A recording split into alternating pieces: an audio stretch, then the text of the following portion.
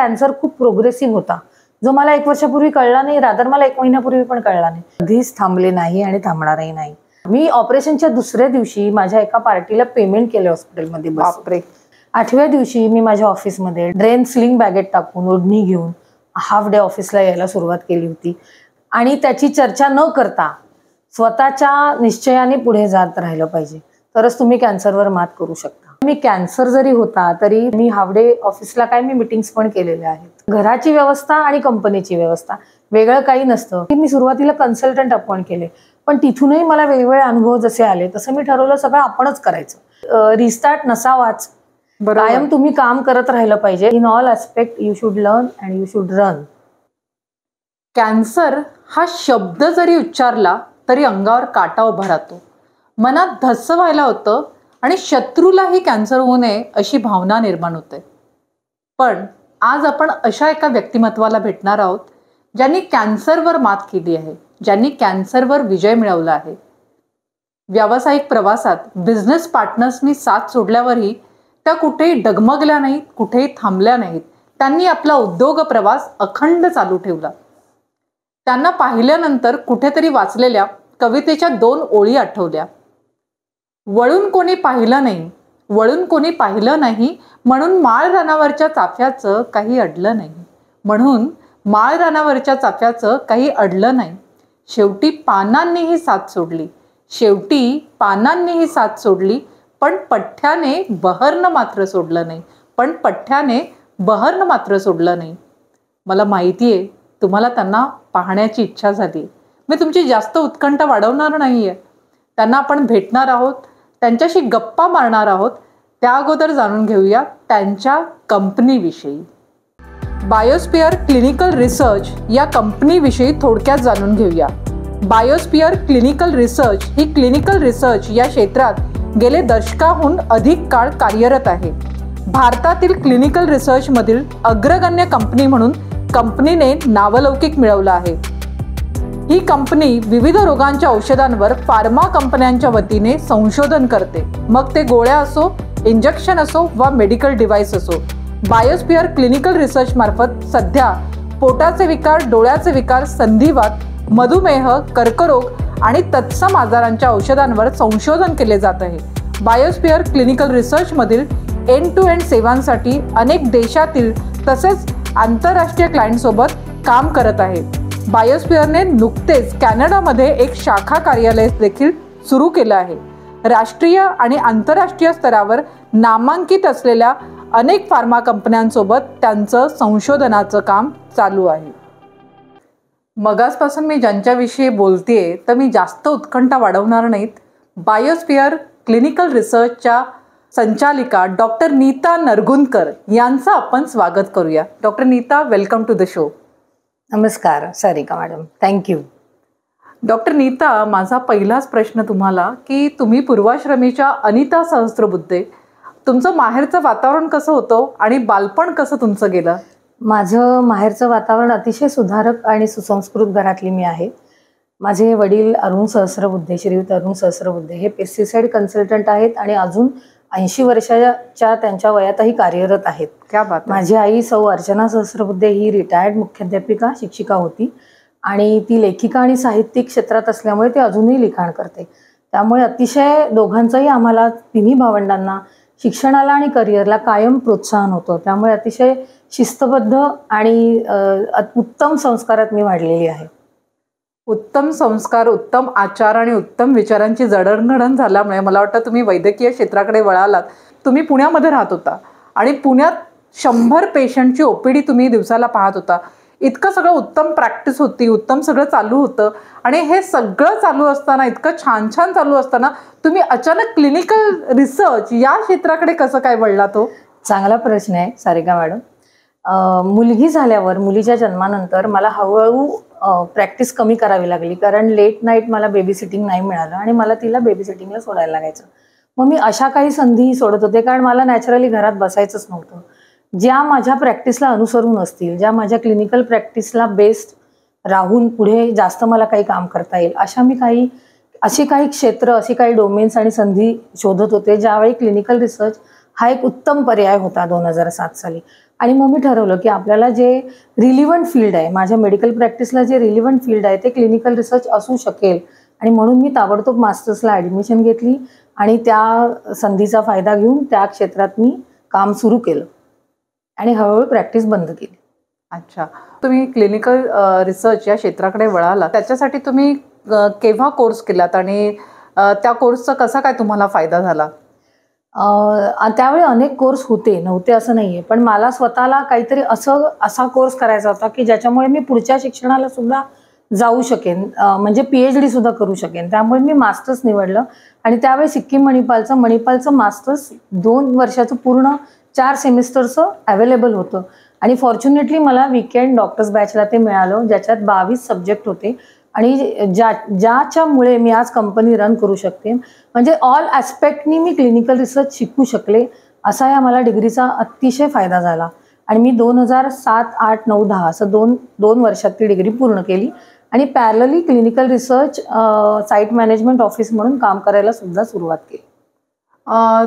मगासपासून आपण clinical research हा शब्द ऐकतोय, तर आमच्या प्रेक्षकांना जरा तुम्ही सांगू शकाल का क्लिनिकल रिसर्च हा विषय नेमका काय आहे? क्लिनिकल रिसर्च कोविड नंतर बऱ्यापैकी सामान्य माणसाला सुद्धा समजू लागला आहे. पूर्वी हा अगदी अनटच्ड विषय होता. बेसिकली तुम्ही जे काही औषधं, इंजेक्शनं, जे काही क्रीम काही असू देत, जे तुम्ही शरीरावर अप्लाय करता, खाता, ती मार्केट व्हायच्या आधी जी सगळी मोठी प्रोसेस आहे त्याला आपण क्लिनिकल रिसर्च म्हणतो. ती पहिली प्राण्यांवर होते, मग नंतर नॉर्मल माणसावर आणि मग पेशंट्सवर होते. आणि त्याच्यातून काही फायदे तोटे ह्याचा हिशोब केला जातो किंवा ह्याचा ॲनालिसिस केला जातो आणि मगच सरकार आपल्याला त्या औषधांना पुढे मार्केटमध्ये आणण्याकरता परवानगी देते. अतिशय नियमबद्ध आणि गाईडलाईन्सला धरून असलेलं हे करिअर आहे आणि त्याच्यात जर तुम्हाला सक्सेस झालं तरच ते औषध मार्केट करायला त्या कंपन्यांना परवानगी मिळते. म्हणजे बरेच वेळा असं पण होतं की ते औषध जर तुम्हाला तसे रिझल्ट्स नाही दिले तर एवढ्या वर्षांचा रिसर्च असतो तो पूर्णपणे फेल होऊ शकतो. म्हणजे खूप काय म्हणू शकतो, शिताफीने ह्या करिअरमध्ये शिताफीने आहे. करिअर डॉक्युमेंट बेस्ड जास्त आहे, कारण आम्ही पेशंटला बघत नाही, आम्ही डॉक्टर्सना अपॉइंट करतो आणि पेशंटला ते रिक्रूट करतात. त्याच्यामुळे ह्याला डॉक्युमेंट बेस्ड इंडस्ट्री आहे कम्प्लीट आणि त्यामुळे ह्याला अभ्यास खूप महत्त्वाचा आहे आणि कायम तुमचं माइंड क्रिएटिव्ह आणि इनोव्हेटिव्ह राहिलं पाहिजे, तरच तुम्ही याच्यात यशस्वी होऊ शकता. थोडक्यात क्लिनिकल रिसर्च म्हणजे काय? बाजारात जी असंख्य औषधं आपण पाहतोय किंवा जी औषधं येतात ती आपण जे सेवन करतो, ती औषधं ही अनेक ट्रायल्समधून गेलेल्या असतात, त्याच्यावर रिसर्च झालेला असतो आणि मग तो प्राण्यांवर होतो, माणसांवर तो रिसर्च होतो किंवा रुग्णांवर तो त्या औषधांचा रिसर्च केला जातो, त्याचा डेटा ॲनालाइज केला जातो, त्याचा डेटा कलेक्ट केला जातो आणि मग त्यानंतर ते ट्रायल्स झाल्यानंतर खरोखरच ते औषध योग्य आहे की नाही, गुणकारी आहे की नाही, असं सगळं मला वाटतं त्याचा अभ्यास केल्यानंतरच ते मार्केटमध्ये येतं. आम्ही त्याला फेजेस पण म्हणतो. म्हणजे ॲनिमलची एक फेज आहे, मग फेज 1, 2, 3, ज्याच्यानंतर ॲक्च्युअल ते मार्केटमध्ये यायला परवानगी मिळते जर ते तेवढं गुणकारक असेल तर. मग काय त्या फेजेस आहेत, जरा त्याविषयी जरा सांगा ना. हो नक्कीच. प्री क्लिनिकल फेज आम्ही जी ॲनिमल्सवर करतो ती आम्ही म्हणतो, ज्याच्यात औषधांची टॉक्सिसिटी पण बघितली जाते. फेज 1 ही नॉर्मल म्हणजे ह्युमन बिंग्सवर असते, नॉर्मल ह्युमन बिंग्स व्हॉलंटिअरवर असते, की ज्याच्यात औषध शरीरात किती भिनतं त्याचं मोजमाप केलं जातं. एक्झाम्पल तुमची कॉमन गोळी घ्या, क्रोसिन तुम्ही दिवसातून 3 वेळा घेता, बरोबर आहे. ते 3 वेळा हे कुठून आलं? म्हणजे तुम्ही 6 तासाने 8 तासाने ते रिपीट करा, हे कुठून आलं? तर ते ह्या संशोधनातून येतं. त्यामुळे फेज 1 मध्ये आम्ही अशा काही स्टेजेस बघतो की ज्याच्यामुळे औषध किती भिनतंय, किती ते लघवीवाटे निघून जात आहे. मग फेज 2 मध्ये पेशंटवर असतात, फेज 3 मध्ये जास्त पेशंटवर असतात. म्हणजे ज्याच्यात एक रेशिओ असतो की तुम्ही ते औषध किती गुणकारी आहे, बेनिफिट किती देत आहे आणि नुसतं बेनिफिट नाही तर ते पेशंटला हेल्दी ठेवून बेनिफिट देते. म्हणजे असं होतं कामा नये की पेशंटला दुसरे साईड इफेक्ट होत आहेत पण त्याचा चांगला रिझल्ट येतोय, असं चालत नाही. त्यामुळे दोन्हीचा बॅलन्स धरूनच रिझल्ट ॲनालिसिस मध्ये रिझल्ट आला तरच ते औषध त्याच्यानंतर फेज 3 नंतर मार्केटमध्ये यायला परवानगी मिळते. अच्छा, तुम्ही क्लिनिकल रिसर्चचा ज्यावेळेला अभ्यास करत होता त्यावेळेला साईट मॅनेजमेंट ऑफिसर म्हणून सुद्धा काम पाहत होता, तर तो तुमच्या नोकरीचा अनुभव कसा होता? आणि खरं वयाच्या 35 नंतर वगैरे तुम्ही हे करिअर स्वीकारलं, तर नोकरी मिळाली का हो? किंवा तो काय अनुभव एकंदरीत होता? हो, तो खूप छान अनुभव होता आणि कदाचित त्याच्याचमुळे आज मी इथे तुमच्या समोर बसले. मी जेव्हा क्लिनिकल रिसर्च मास्टर्स सुरू केलं तेव्हा माझा असा पहिल्यांदा विचार होता की जसं मेडिकल झाल्यावर आम्ही छोट्या छोट्या नोकऱ्या करतो, त्याच्यातून शिकतो आणि मग क्लिनिक उघडतो किंवा हॉस्पिटल उघडतो. तसंच मी विचार केला की त्यावेळी MNC अजूनही मल्टीनॅशनल कंपनीज याच्यामध्ये आहेतच, त्यावेळी आणि भरपूर त्याच्यात संधी पण होत्या. तर मी असं ठरवलं होतं की आपण ह्याच्यात आधी छान नोकरी करावी आणि मग पुढे CRO करायची. हे तर स्वप्न होतंच, कारण मी कधीच जास्त एम्प्लॉयमेंट केलेली नाहीये. एम्प्लॉई मी जास्त वेळ नव्हतेच कधी, त्यामुळे ते स्वप्न होतंच. पण तरी मी ठरवलं की एखाद्या छान कंपनीत नोकरी करावी आणि मग एक्सपिरियन्स घेऊन आपण आपली कंपनी सुरू करावी. म्हणून मी पुण्यावरनं मुंबईला एका मोठ्या कंपनीत सकाळी 9 वाजल्यापासून इंटरव्ह्यूला बसले पण होते. संध्याकाळपर्यंत मी सगळे राऊंड्स, आमच्याकडे 5-5 राऊंड असतात. कधीच एका राऊंडमध्ये कुणाला नोकरी मिळत नाही. नॅचरली ऍप्टिट्यूड असतात, मग टेक्निकल राऊंड असतात, मग HR राऊंड असतात. तर ते सगळे मी क्लिअर केले आणि संध्याकाळी मला असं कळलं HR कडून की माझं वय की माझा मेडिकल एक्सपिरियन्स आहे तो त्या पोस्टला सुटेबल नाही. आणि मी त्याच्याकरता म्हणजे माझा इंटरव्ह्यू ज्यांनी घेतला होता प्रोजेक्ट मॅनेजरनी, त्यांनी सांगितलं मला ही कॅन्डिडेट पाहिजे, पण माझी HR अजिबात ऐकायला तयार नव्हती. ती म्हणली नाही, मला हिला घेता येणार नाही, कारण ती खूप वर्ष प्रॅक्टिशनर आहे आणि तिचं वय माझ्या ह्याच्यात बसत नाही. मग मला पण भयानक राग आला, कारण सकाळी मी बर्थडे तर टाकली होती आणि मी माझ्या कॅपेबिलिटीनुसार सगळे राऊंड्स पण क्लिअर केले होते, पण तिने ऐकलंच नाही. ती म्हणली सॉरी डॉक्टर नीता, मला तुम्हाला घेता येणार नाही. So that was the I would say की एक शेवटचा क्षण होता की ज्यावेळी मी म्हटलं नाहीच घ्यायचं तर छट, मला गरजच नाही तुझ्या नोकरीची. मी माझी कंपनी अशी उभी करेन की तुझ्यासारख्या 2-3 HR माझ्याकडे मी ठेवीन. या इराद्याने आणि या निश्चयाने मी तिथून बाहेर पडले आणि त्याच्यानंतर मी कधीही नोकरीला अप्लाय केलं नाही.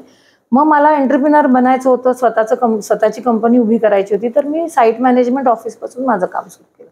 ते स्वतंत्र काम होतं.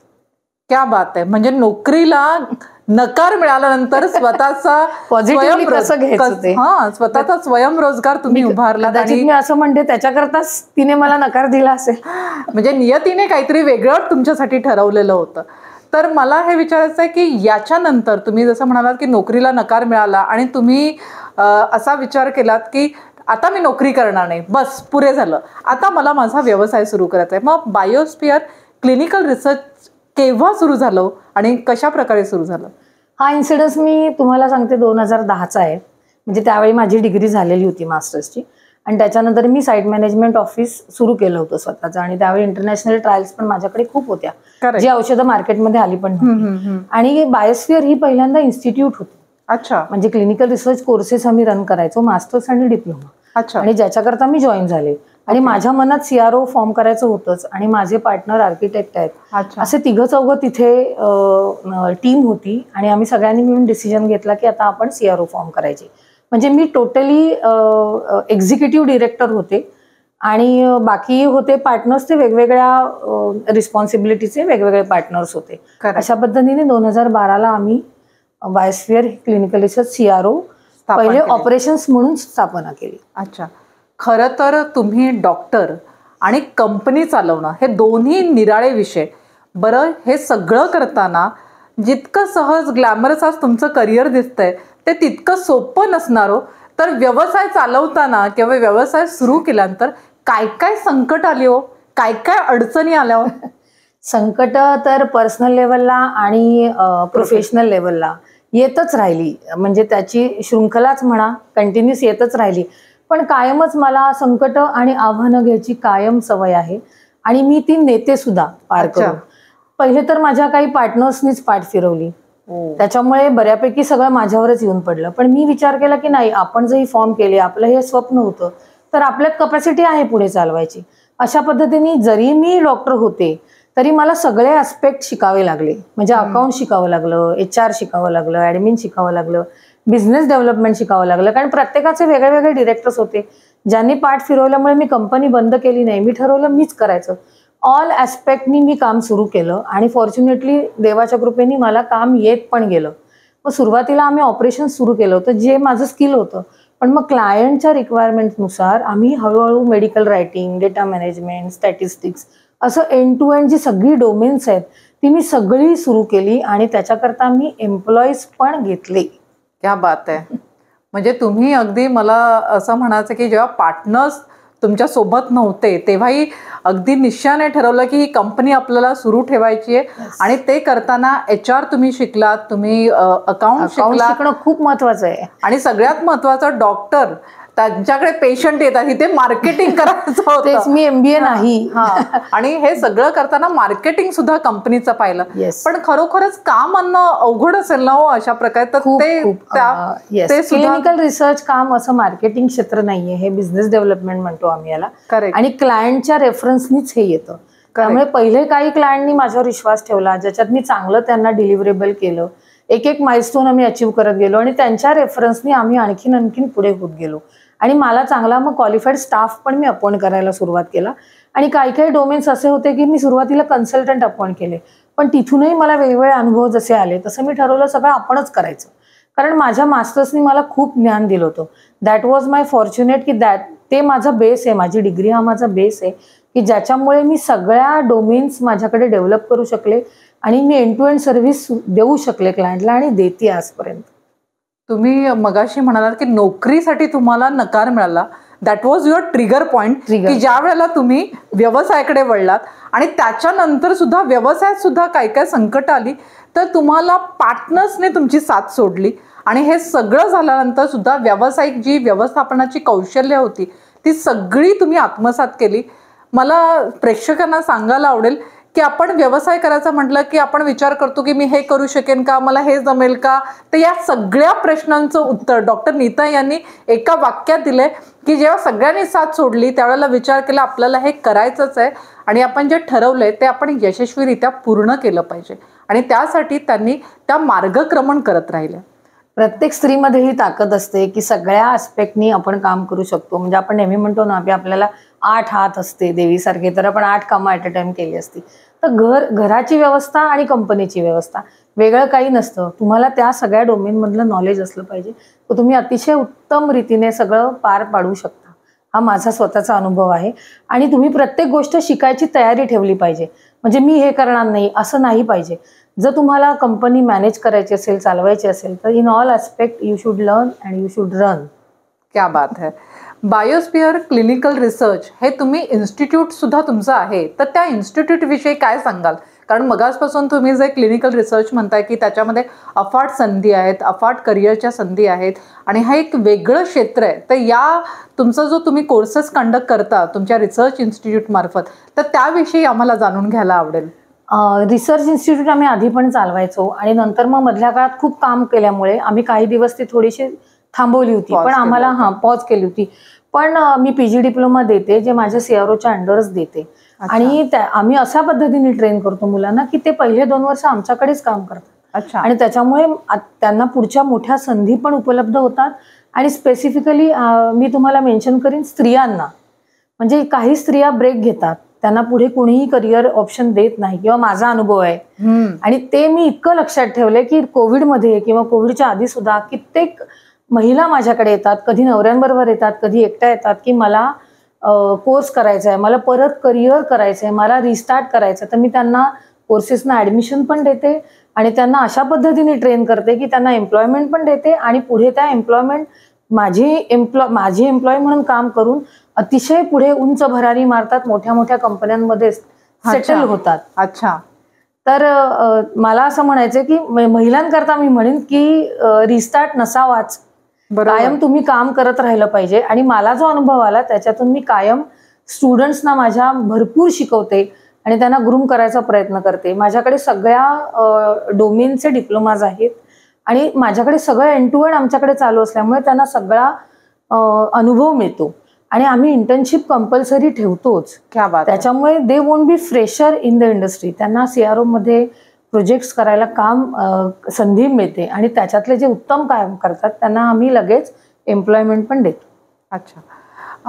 क्लिनिकल रिसर्च हे जे क्षेत्र आहे त्याच्यामध्ये येण्यासाठी नेमके काय स्किल सेट्स असले पाहिजे तो?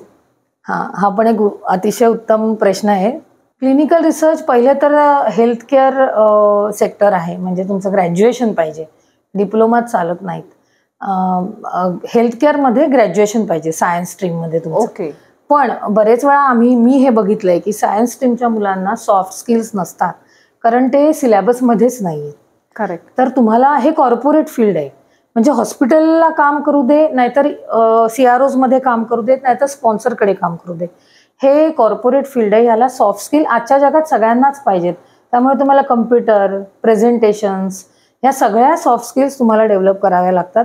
आम्ही जेव्हा ॲडमिशन देतो मुलांना, तर आम्ही पहिल्यांदा हेच सांगतो, attire, presentation, mail drafting skills, हे सगळं तुम्हाला शिकलं पाहिजे. इंग्लिश येत नसेल तर इंग्लिशचे क्लासेस लावा, नंतर कम्प्युटरचे क्लासेस लावा, स्वतःला ग्रूम करा. कारण हे फील्डच असं आहे की ह्याच्यात जर सॉफ्ट स्किल आणि हे सगळे बाकीचे ॲस्पेक्ट्स तुम्ही कव्हर केलं तर तुम्हाला स्काय इज द लिमिट. अशा अनेक संधी आहेत, नॉट ओन्ली म्हणजे डोमेस्टिक लेवल, इंटरनॅशनल लेवलला सुद्धा. हे सगळ्यात महत्त्वाचं म्हणजे इंग्लिश स्पीकिंग, त्याच्यानंतर तुमचं कम्प्युटर नॉलेज आणि डेटा मॅनेजमेंट, त्याशिवाय तुम्ही ग्रूम असणं हे खूप इम्पॉर्टंट आहे या क्षेत्रामध्ये. सॉफ्ट स्किल्स खूप इम्पॉर्टंट आहेत, जे सायन्स स्ट्रीमला नाही शिकवले जात. कारण युजली मास्टर्स म्हणजे MBA किंवा अशा कोर्सेसना जास्त शिकवले जातात. एक्झॅक्टली. तर ते आम्हाला त्या बाबतीत आम्हाला ग्रूम करावं लागतं त्यांना, आणि आम्ही करतो. आमची HR सगळ्यांना ग्रूम करते. म्हणजे आमच्याकडे ॲब्सॉर्ब होऊ देत, आम्ही बाहेर प्लेस करू देत. They should be properly well knowledgeable when they perform during interviews. एवढं आम्ही काळजी घेतो स्टुडंट्सची. मगासपासून तुम्ही क्लिनिकल रिसर्च क्षेत्रातील डोमेन हा शब्द वापरताय, तर काय हो नेमके डोमेन आहेत या क्लिनिकल रिसर्च क्षेत्रामधले? हो, डोमेन म्हणजे अनेक डिपार्टमेंट्स आहेत ह्याच्यात. अच्छा. म्हणजे दिसायला फक्त शब्द तो क्लिनिकल रिसर्च आहे, पण त्याच्या आतमध्ये अनेक डिपार्टमेंट्स आहेत आणि त्याच्यात अनेक संधी उपलब्ध आहेत मुलांना. म्हणजे आम्ही जे ट्रायल ॲक्च्युअल हॉस्पिटलशी करतो त्याला आम्ही ऑपरेशन डिपार्टमेंट म्हणतो. त्याला आम्हाला डेटा जो कलेक्ट करतो ते सॉफ्टवेअरमध्ये करतो, त्याला आम्ही क्लिनिकल डेटा मॅनेजमेंट म्हणतो. इव्हन क्लिनिकल डेटा मॅनेजमेंटमध्ये सुद्धा डेटा एंट्री वेगळी संधी आहे, डिस्क्रिपन्सी मॅनेजमेंट वेगळी संधी आहे, मेडिकल कोडिंग आम्हाला करायला लागतं क्लिनिकल रिसर्चमध्ये, ती वेगळी संधी आहे. शिवाय स्टॅटिस्टिशियनचा खूप मोठा रोल आहे. म्हणजे स्टॅटिस्टिशियनचा रोल स्टार्टिंगपासून एंडपर्यंत कम्प्लीट मेजर रोल आहे स्टॅटिस्टिशियनचा. फार्माकोव्हिजिलन्स म्हणजे सेफ्टी, साईड इफेक्ट्स, जे ड्रग्सचे साईड इफेक्ट्स असतात त्याची मॅनेजमेंट, हे एक फार्माकोव्हिजिलन्स वेगळं डोमेन आहे. अशा अनेक मेडिकल रायटिंग, म्हणजे आम्ही जे सगळे प्रोजेक्ट लिहितो, जे डोसियर्स बनवतो, त्याच्याकरता मेडिकल रायटर्स आम्हाला डेव्हलप करायला लागतात. आमच्या मेडिकल रायटर हे काम करतात. ती एक संधी आहे. त्यामुळे अशी वेगवेगळी डिपार्टमेंट आणि हा फ्लो आहे क्लिनिकल रिसर्चचा.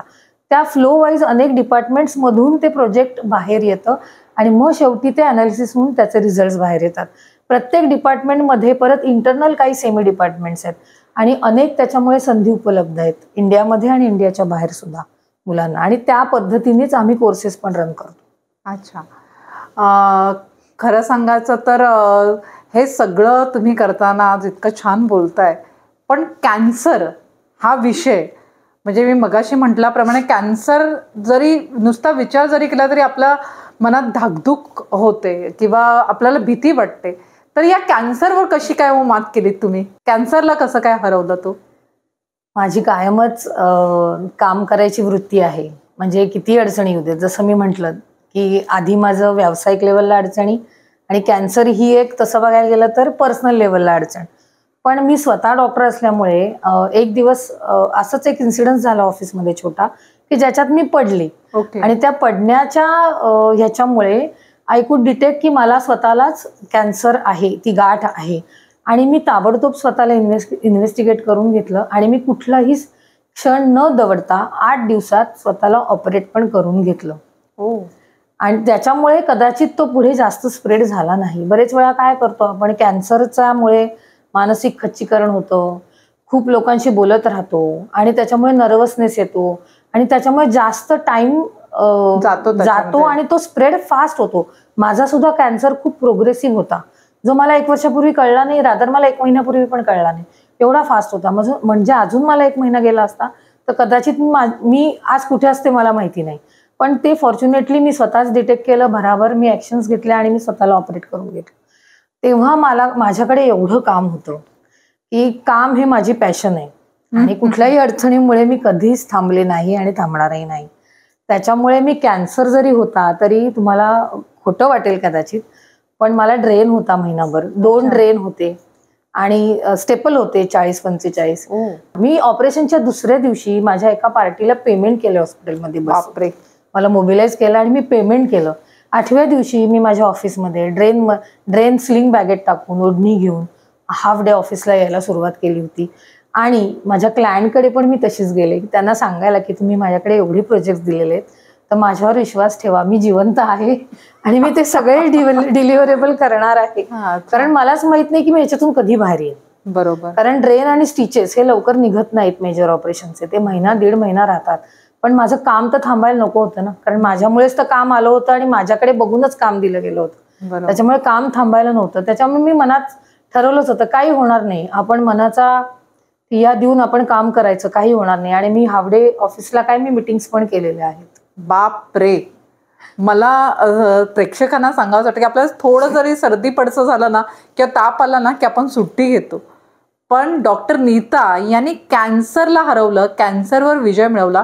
तो केवळ त्यांच्यातील दृढनिश्चयता आणि मला असं वाटतं मनाने त्या खंबीर आहेत आणि त्यांच्या व्यवसायाशी ते त्या प्रामाणिक आहेत.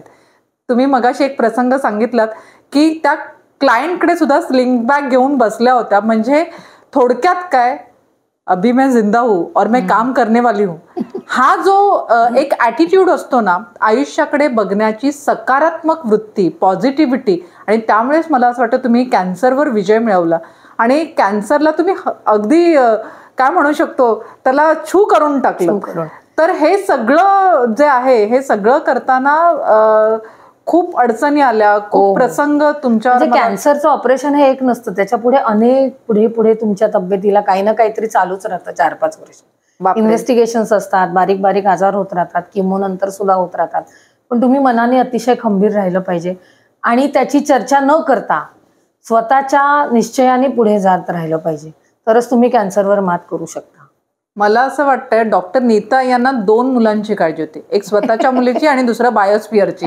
हे 2 मुलांना सांभाळण्यासाठी ईश्वराने त्यांना अगदी कणखर बनवलं. आणि मग हे सगळं करताना तुम्ही जसं म्हणालात की मी कार्यालयात येत होते आणि माझं काम चालूच होतं, तर ही घटना किती सालची आणि त्याच्यानंतर सुद्धा तुम्ही कशा प्रकारे काम? 2017 जानेवारी ही घटना आहे. आज आता 7 वर्ष झाली त्या प्रसंगाला आणि मी कधीच घरी बसले नाही. बापरे. मी तेव्हाही म्हणजे पहिले 8 दिवस ऑपरेशनचे सोडले तर मी कायमच ऑफिसमध्ये येत होते आणि आताही ऑफिसमध्ये येते. आणि काम तर तेव्हाही होतं आणि फॉर्च्युनेटली आताही आहे. त्याच्यामुळे काम तर बंद होणारच नव्हतं. त्यामुळे मी घरात बसणारच नव्हते. कसंही असलं तरी काम कसं असतं, आमच्याकडे काम जेव्हा आम्हाला मिळतं तेव्हा माइलस्टोन्स आणि डिलिव्हरेबल टाइमलाईन्स याच्यावरच आम्हाला काम दिलं जातं. करेक्ट. त्या टाइमलाईन्स आम्हाला फॉलो करायला लागतात आणि ते डिलिव्हरेबल त्या टाइमलाईन्सला आम्हाला डिलिव्हर करावं लागतं. त्या रेफरन्सनीच आम्हाला पुढचं काम येत जातं. बरोबर. त्यामुळे पहिलंच 2017ला 16-17ला माझ्याकडे इतकं काम होतं की मला कॅन्सरचा विचार करत बसायला वेळच नव्हता. त्यामुळे मला असं वाटतं की यू आर सो फोकस्ड आणि so committed to your work, so you could achieve this. आणि मला तुम्हाला एक प्रश्न विचारायला आवडेल की महिला आहेत ना त्या खूप वेळेला म्हणजे मुलासाठी किंवा फॅमिलीसाठी करिअरला पूर्णविराम देतात किंवा अर्धविराम देतात किंवा करिअर सोडून देतात कित्येक वेळा. तर या सगळ्या महिलांना तुम्ही काय सल्ला द्याल? नाही, मी त्यांना हेच म्हणेन, तुम्ही रिस्टार्ट करायचं नाही कधी. तुम्ही कायम एक तर शिक्षणाने संपन्न असलं पाहिजे पहिली गोष्ट, आणि दुसरं तुम्ही कायम स्वावलंबी आत्मनिर्भर राहायला पाहिजे. कायम तुम्ही स्वतः काहीतरी, अशी गरज नाही की मोठी नोकरी करा किंवा उद्योग करा, छोटे लघु उद्योग करा, पण घरात थांबू नका, रिस्टार्ट करू नका. करिअर हे चालूच राहिलं पाहिजे. मुलं तर होतात, आपल्याला सांभाळायला लागतात, आपलं ते कर्तव्य आहे. घर हेही कर्तव्यच आहे, पण ते मॅनेज करून बाहेरचं काम करायची तुमच्यात कपॅसिटी असते आणि तुम्ही करू शकता. हेच मी प्रत्येक महिलेला सांगेन की त्यांनी आत्मनिर्भर व्हावं, स्वावलंबी व्हावं आणि शैक्षणिकरित्या पूर्णपणे संपन्न राहावं. म्हणजे शिक्षणाने पूर्णपणे एम्पॉवर असावं. म्हणजे बायकांनी फायनान्शियली एम्पॉवर असणं इम्पॉर्टंट आहे. आणि करिअर करणारी कितीही स्त्री असली तरी असं म्हणतात ना की घार उडे आकाशी आणि तिचं चित्त पिलापाशी, तसं मला वाटतं तुमच्या मुलीकडे तुमचं लक्ष हे कायम राहिलंय. तुम्ही घर आणि करिअर याचा मेळ कसा गाठलाय? ते तर आपल्याला सगळ्यांमध्ये स्किल आहे. अर्थात त्याच्यात माझ्या यजमानांचा, मिस्टरांचाही खूप मोठा हात आहे, उदयजींचा. त्यांनी मला जेवढा वेळ तिला देता आला नाही, तर त्यांनी तो रोल घरी निभावलेला आहे. अच्छा. की त्यांनी तिचा सांभाळ, मी जेव्हा नसेन तेव्हा त्यांनी पूर्णपणे तिचा सांभाळ केलेला आहे आणि मला पूर्णपणे प्रोत्साहन दिलेलं आहे की तू तुझ्या ऑफिसचं जेवढा वेळ तुला द्यायची गरज आहे तेवढा वेळ तू दे. आणि त्यामुळेच मग मी पण प्रॉपरली ऑफिसही करू शकले. आणि घर तर जर तुम्ही सतत कार्यरत असाल आणि सतत दृढ निश्चय केलेला असेल तर तुम्ही घरातला स्वयंपाक, घरातली कामं आणि ऑफिसमधलं हे सगळं करू शकता, जर तुमच्यात तेवढी इच्छाशक्ती असेल. क्या बात आहे. म्हणजे घर आणि करिअर याचा ताळमेळ त्यांनी अचूक साधलेला आहे. आणि असं म्हणतात की एखादा पुरुष ज्या वेळेला यशस्वी होतो ना, त्यावेळेला त्याच्या मागे एक स्त्री असते. पण ज्या वेळेला एखादी स्त्री यशस्वी होते तर त्याच्या मागे संपूर्ण कुटुंबाची सपोर्ट सिस्टीम असणं खूप महत्त्वाचं आहे. आणि डॉक्टर नीता, तुम्हाला ही सपोर्ट सिस्टीम मिळालेली आहे. मला तुम्हाला विचारायला आवडेल की हे सगळं जे तुम्ही करताय याच्यामध्ये बायोस्फिअरचं तुम्ही काय भवितव्य किंवा काय भविष्यातील काय योजना आहेत तुमच्या बायोस्फिअरच्या? आत्ता आमच्याकडे इंटरनॅशनल क्लायंट पण आहेत. भारतातले तर आम्ही अनेक वर्ष काम करतो, पण गेले काही वर्ष आम्हाला न्यू केमिकल एंटिटी आम्ही म्हणतो, नोवेल थेरपी, त्याच्यात आम्हाला काम करायची संधी मिळाली आहे. अच्छा. काही कॅन्सर ट्रायल्स पण आहेत नोवेल थेरपीच्या. बरोबर. तर आता पुढचे प्लॅन्स असे आहेत की आम्हाला आता इंटरनॅशनल लेवलला ऑफिसेस उघडायची इच्छा आहे माझी. म्हणजे US मध्ये, UK मध्ये एक ऑफिस उघडायचं आहे आणि जास्तीत जास्त नोवेल थेरपीमध्ये, न्यू केमिकल एंटिटीमध्ये आम्हाला काम करायची इच्छा आहे. क्या बात आहे. म्हणजे तुम्हाला तुमचे जे पंख आहेत ते आता आंतरराष्ट्रीय स्तरावर विस्तारायचे. देशात तुम्ही आता अतिशय चांगली अग्रगण्य कंपनी म्हणून क्लिनिकल रिसर्च मधली कार्यरत आहे, तर तुम्हाला असे पंख आता ते काय म्हणू शकतो, जागतिक स्तरावर न्यायचे आणि तिथे आमचे ऑफिसेस आम्हाला उघडायचे. क्या बात आहे. लवकरच करू. तुमचं लवकरच हे स्वप्न पूर्ण हो. तुम्हाला एकंदरीत हा सगळा जो तुम्ही गेले 10-12 वर्षाहून अधिक काळ या क्षेत्रात आहात, तर या क्षेत्रात नव्याने येऊ इच्छिणाऱ्या मुलांना आणि मुलींना तुम्ही काय सल्ला द्याल? त्यांनी जरूर यावं, जास्तीत जास्त मुलांनी यावं, मुलींनी पण यावं, बायकांनी पण यावं. म्हणजे ज्यांनी मगाशी तू म्हणलीस तसं की रिस्टार्ट करिअर करायचे त्यांनी पण यावं. कारण ह्याच्यात आधीही खूप संधी होत्या आणि आताही खूप संधी असणारच आहेत. कारण रिसर्च हा कधीच बंद पडत नाही. रिसर्च चालत राहिला तर तुम्हाला नवीन नवीन औषधं मिळत राहतील. त्यामुळे फक्त भारतात नाही, भारताबाहेर पण अनेक संधी आहेत आणि त्या संधीचा सगळ्यांनी जास्तीत जास्त फायदा घ्यावा. म्हणजे मी मगाशी म्हटलं की लाईफ सायन्स ग्रॅज्युएट म्हणजे डॉक्टर्स म्हणू नका, डेंटिस्ट म्हणू नका किंवा स्टॅटिस्टिशियन सुद्धा, फिजिओथेरपिस्ट, म्हणजे ज्यांनी सायन्स ग्रॅज्युएशन केलेलं आहे त्या सगळ्यांना ह्याच्यात उत्तम. फार्मसी, B.Pharm मुलं जी आहेत, B.Pharm नंतर M.Pharm, PhD यांनाही खूप मोठ्या संधी आहेत ह्याच्यात. त्यामुळे जास्तीत जास्त मुलांनी याचा फायदा घ्यावा आणि चांगलं करिअर करावं.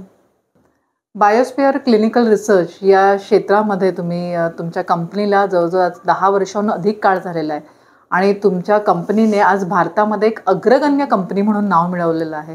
तर हे सगळं जे तुम्ही यश मिळवलेलं आहे त्या यशाचं श्रेय तुम्हाला कोणाला द्यायला आवडेल? ह्या माझ्या प्रवासात यशामध्ये अनेक वाटेकरी आहेत ज्यांच्यामुळे आज मला हे यश मिळालेलं आहे. सर्वप्रथम म्हणजे माझे यजमान श्रीयुत उदय, त्यांच्याबद्दल मगाशी मी बोललेच, आणि माझी मुलगी स्वरा सुद्धा. कारण मला हवं तसा वेळ तिला तिच्या लहानपणापासून देता आला नाही. त्यामुळे नॅचरली या दोघांचा खूप सहभाग आहे ज्याच्यामुळे मी आज एवढी सक्सेसफुल कंपनी चालवू शकते. सगळ्यात महत्त्वाचे दोन जण म्हणजे एक माझे क्लायंट्स ज्यांनी माझ्या कामावर आणि माझ्यावर विश्वास ठेवून मला अधिकाधिक प्रोजेक्ट्स दिले आणि अजूनही देत राहत आहेत. आणि माझी टीम, माझे सगळे टीम मेंबर्स जे टेक्निकली पण स्ट्रॉंग आहेत आणि सतत माझ्याबरोबर कायम उभे आहेत. मी म्हणेन डिलिव्हरेबल आहे, टाईमलाईन्स आहेत, संडेला या, सॅटर्डेला या, केव्हा या. आम्हाला जर आमची मी जर पुढे कमिटमेंट देते तर त्याचा मान राखून माझ्याबरोबर खांद्याला खांदा लावून काम करणारी माझी टीम, ज्याच्यामुळे आज मला हे यश मिळालेलं आहे. क्या बात आहे. म्हणजे तुमच्या यशाचे वाटेकरी अनेक जण आहेत, तुमची संपूर्ण टीम, तुमचे क्लायंट्स आणि तुमची फॅमिली. डॉक्टर नीता या व्यवसायाने डॉक्टर, त्यांची उत्तम प्रॅक्टिस सुरू होती. दिवसाला 100 पेशंट्स त्या पाहत होत्या. एक दिवस अचानक त्या आपल्या करिअरची दिशा बदलतात आणि क्लिनिकल रिसर्च सारख्या क्लिष्ट व्यवसायाकडे वळतात. बायोस्फिअर क्लिनिकल रिसर्च या ऑर्गनायझेशनची स्थापना करतात आणि त्यांच्या कामामध्ये अखंड बुडून जातात. या कंपनीची केवळ स्थापना करून त्या थांबत नाहीत, तर हा व्यवसाय त्या यशस्वीरित्या सांभाळतात. संपूर्ण टीमला एकसंध बांधून ठेवतात. आज त्यांच्याशी चर्चा केल्यावर, त्यांच्याशी गप्पा मारल्यावर एक लक्षात आलं की दुःखाने त्यांना अधिक सामर्थ्यवान बनवलं, भीतीने त्यांना अधिक शूर बनवलं आणि व्यावसायिक आलेल्या अडचणींनी त्यांना अधिक महत्त्वाकांक्षी बनवलं. त्यांचा एकंदरीतच हा उद्योग प्रवास खूप इन्स्पिरेशनल आहे. खूप मोटिवेशन त्याच्याकडून मिळालं आणि अशाच प्रकारच्या मोटिवेशनल स्टोरीज आणि मोटिवेशनल ज्या काही मुलाखती आहेत त्या आपण या सिरीजमध्ये पाहणार आहोत. नवीन नवीन उद्योजकांच्या, नवीन नवीन व्यक्तींच्या तोंडून त्यांचा उद्योग प्रवास जाणून घेणार आहोत. डॉक्टर नीता यांनी आज आपल्याला वेळ दिलात, आपल्याशी गप्पा मारल्यात, त्याबद्दल डॉक्टर नीता यांचे मनपूर्वक आभार.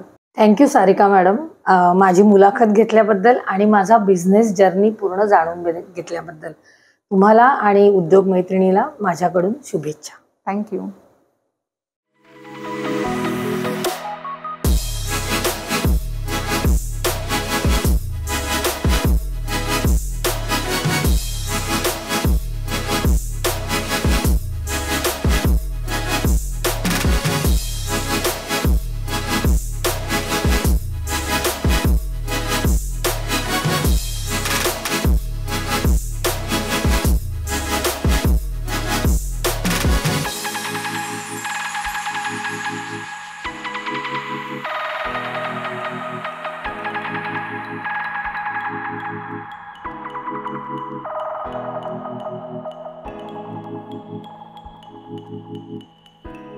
Thank you.